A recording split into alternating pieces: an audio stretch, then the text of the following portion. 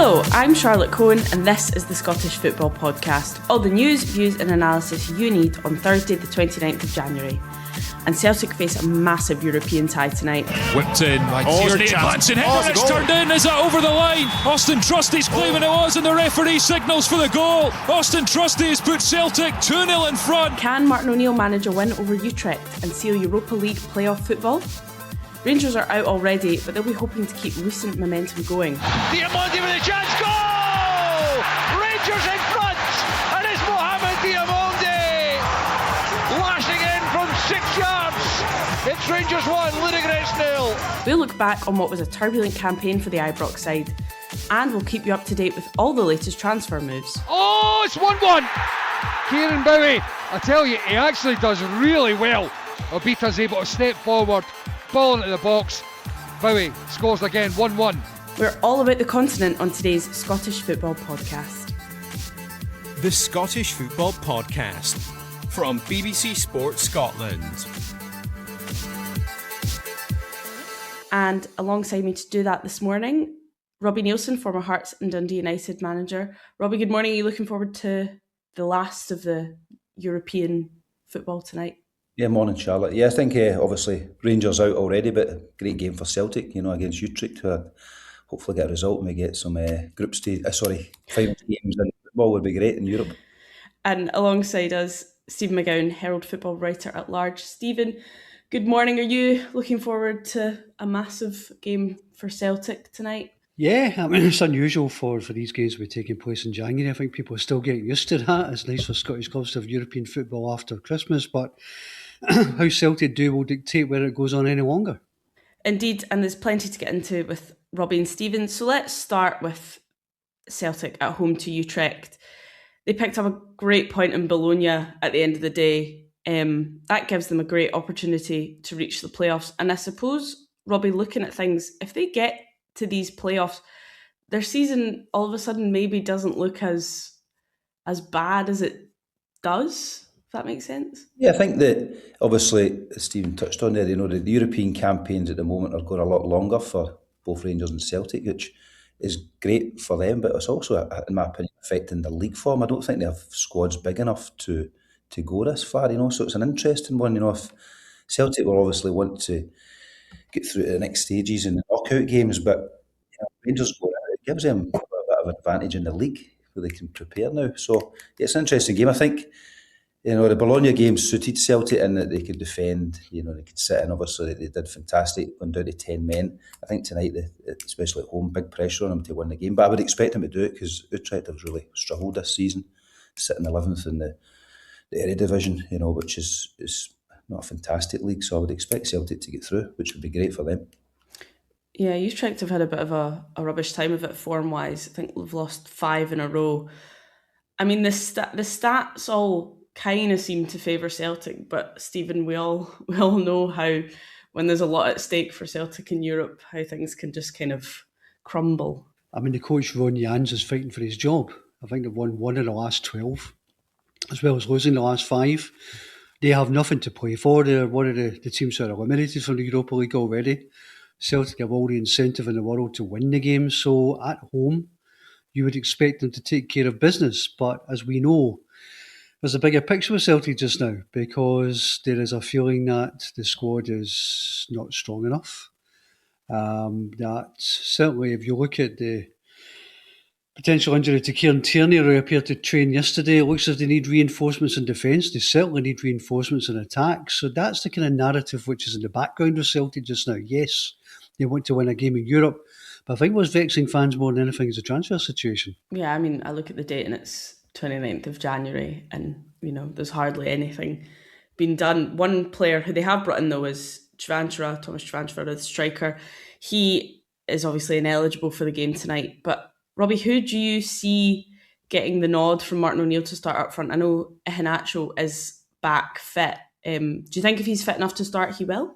It's a difficult one to throw him straight into a game of that magnitude, but I think he'll definitely be on the bench. So it's a difficult one. And to put Kenny back in there, the striker situation at Celtic for the last goodness knows how long now has been very unpredictable week to week.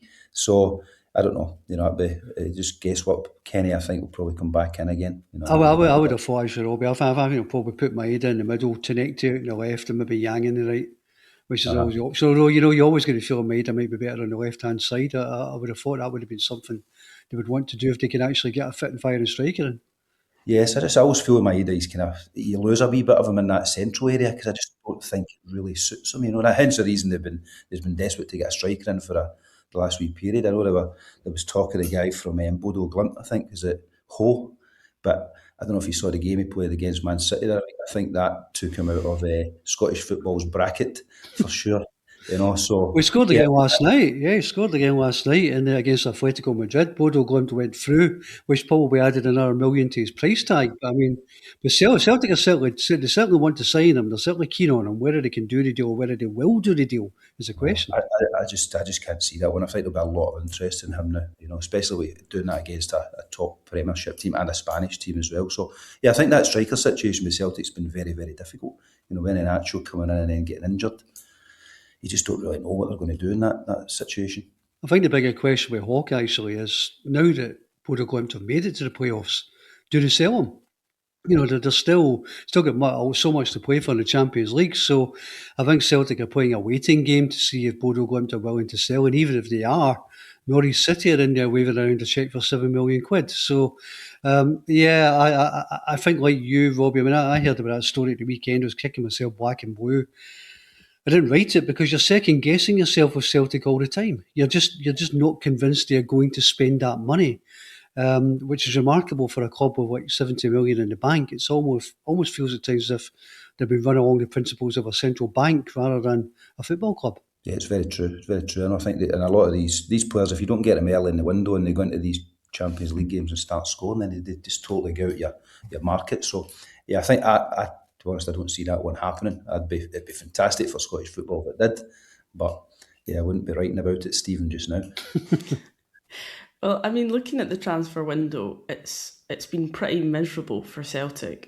Two loan signings in. 29th of January, it's looking like they're not going to have time to do much more. I don't know if you have any updates, Stephen, on what Celtic are planning over these last couple of days.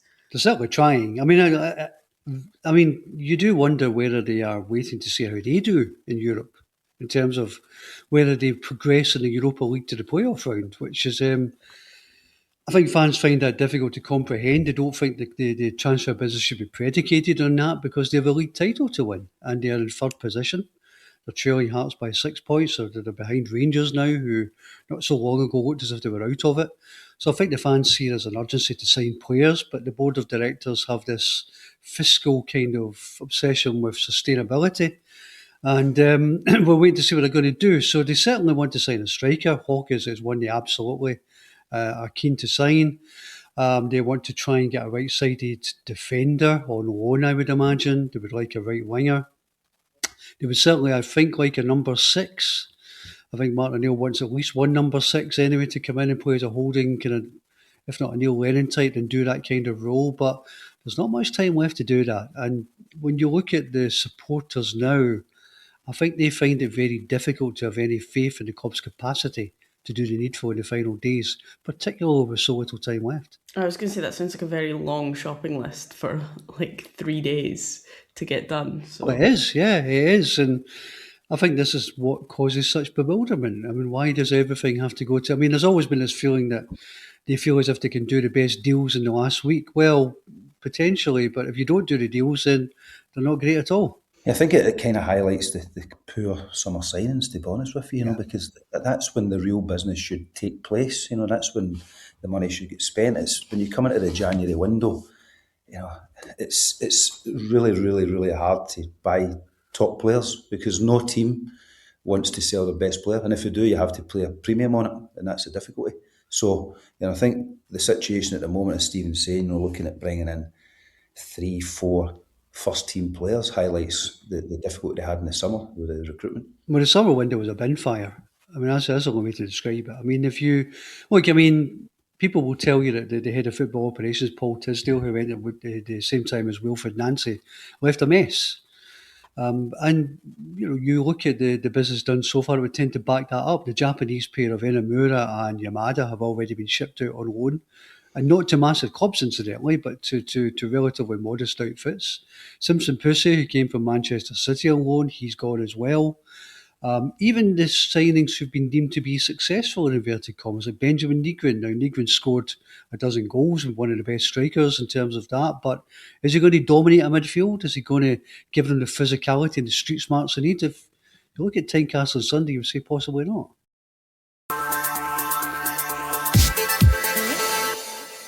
Meanwhile, Rangers are in Porto for their final European match of the season. Robbie, do you think Danny Rowe will mix up his team given that they are out of the competition and nothing left to play for in that respect, particularly with that game against Hibs on Sunday looming large? To be honest, I think the key word for Rangers at the moment and getting into the game tonight is momentum. They're on a real roll.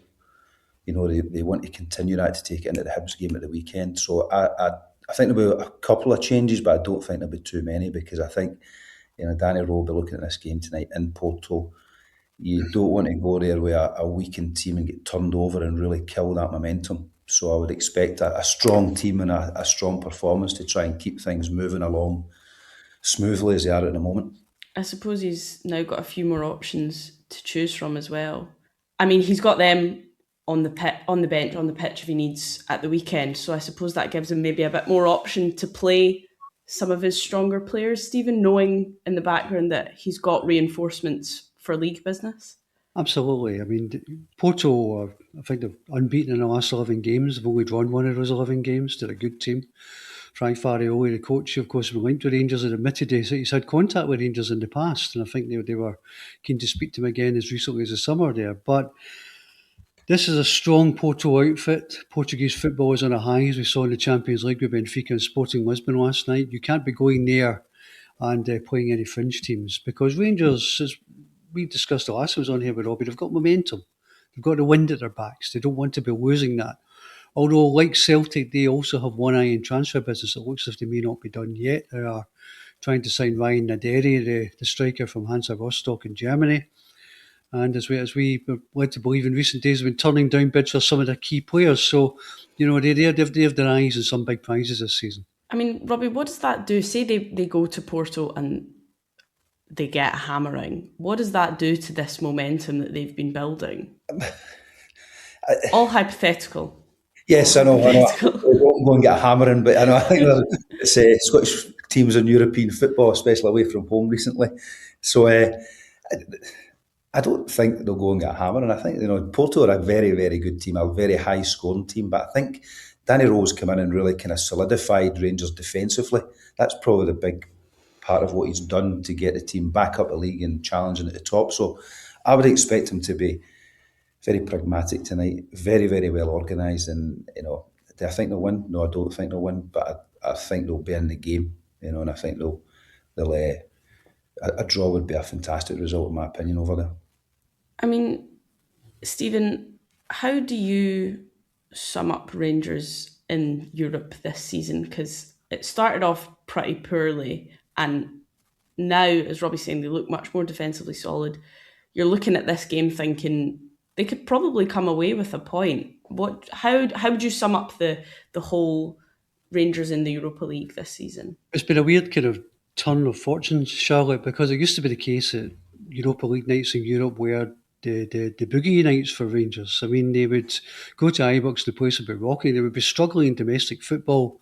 The Europa League would be their salvation, their fun times. Well, it's kind of flipped in this season, because the win against Ludogorets was their first win in the Europa League this season, and they've been better domestically recently, but still not quite doing it in the Europa League. I mean, by Rangers standards, it's been disappointing, and there was another slight disappointment last night, because there was this scenario we discussed before where they could have picked Olympiacos to the final coefficient place that would give them a real good chance of automatic qualification for the Champions League if they win the league.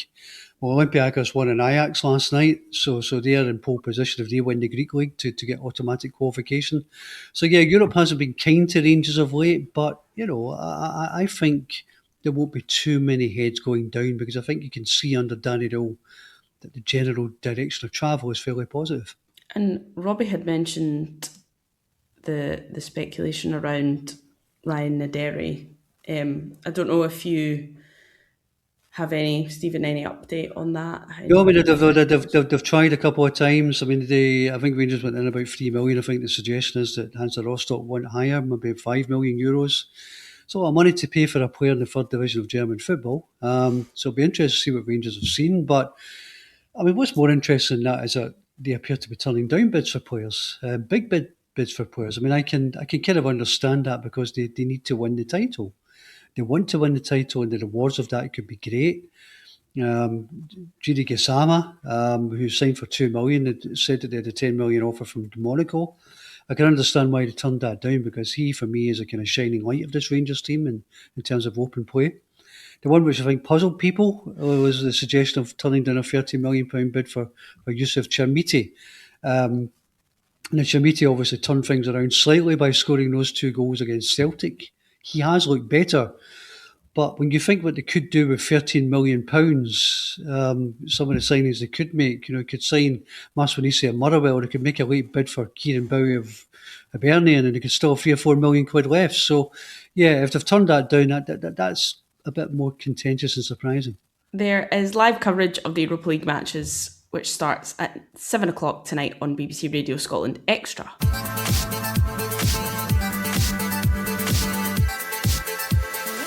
Well, let's take a look at what's happening elsewhere in the transfer window, because Stephen, you mentioned Kieran Bowie, a bid from Italy for him. Robbie, do you see him staying at Hibs this window? Do you see him getting a late move?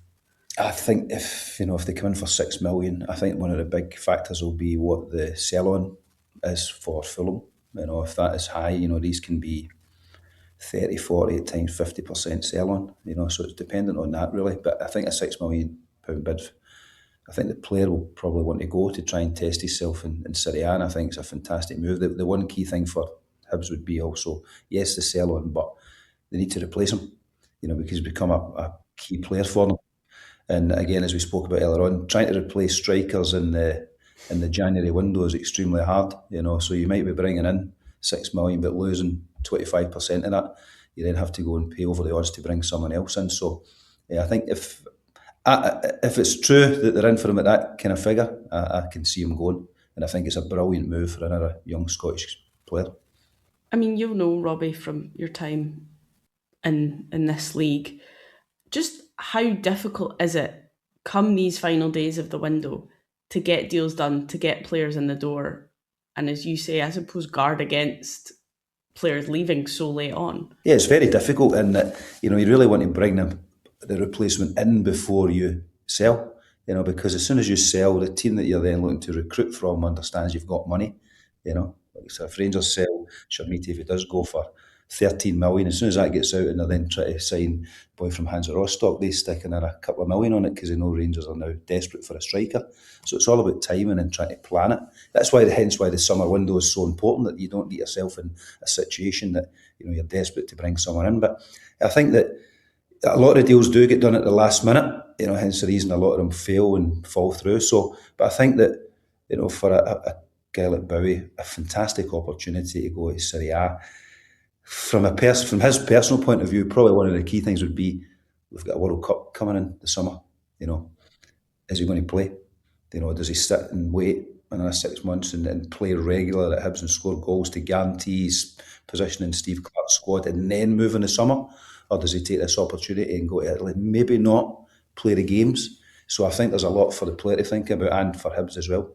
I think that's the thing, Robbie. There's a big question for Hibs as well, isn't there? Because if they do hang on to Kieran Bowie, he's a decent second half of the season, he gets in that World Cup squad, then they'll see the pound signs in their eyes as well. I mean, Hibs have said that they don't have any imperative to sell him. There's no desperate need to sell him. The deal will have to be right. Hellas Verona look as if they are absolutely in pole position, have come back with a second attempt to sign him, but there's 2 other Serie A clubs in there as well. So I think Hibs are sitting rubbing their hands thinking, well, if they're going to sell him, then they're going to do it for a few quid. So interesting times. Yeah, it certainly is. Great for the young Scottish players as well. It just shows that we a lot of time we're quite critical of the Scottish League, but it shows, that we're producing good young players. There's a lot of big teams now coming and taking the players and moving them on to the highest stage. So great for the game. Well, just sticking with Hibs, actually, Stephen, there's a story that Scotland's richest man is looking to invest in the club. I mean, what's your take on this? Should Hibs fans maybe be not getting too excited and too carried away yet? The rumour's been doing the rounds for weeks, actually. I've been looking into it myself, to Anders Poulsen, who is obviously the owner of Midtjylland, the Danish club, has been looking to invest in Hibernian. And rumours of other potential multi-club owners looking at Hibs as well. Story broke yesterday in our newspaper saying that Hibs were preparing up for a multi-million pounds investment from Poulsen. Hibs were quick to say, well, that's premature. That's probably not quite right at this stage. I think the reality seems to be from Hibs that Poulsen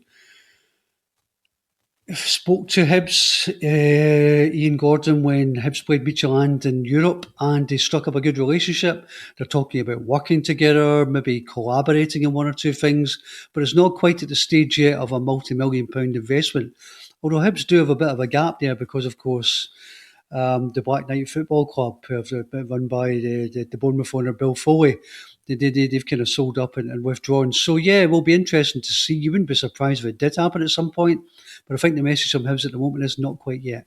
And across Edinburgh, there's been speculation in the last couple of days linking Derek McInnes with the Leicester job.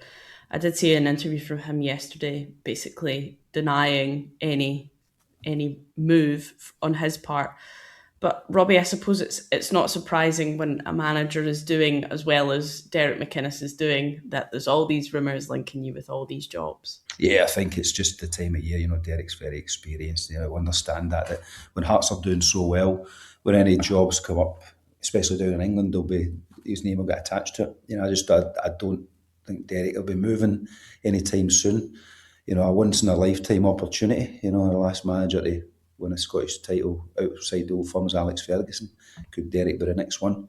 And also from the Leicester point of view, I think huge club, as I know myself, I played down there, but they have a lot of financial issues in the background with the financial fair play. So I can't see that happen. I just think that he's in such a good place just now, Derek, with a team, that I think he'll just be batting these things off left, right and centre for the next few weeks. But as a question for you, Robbie, is the grass always greener? Because we do see managers going from Scotland to England all the time, and you do wonder sometimes, is it always better when you go to English football?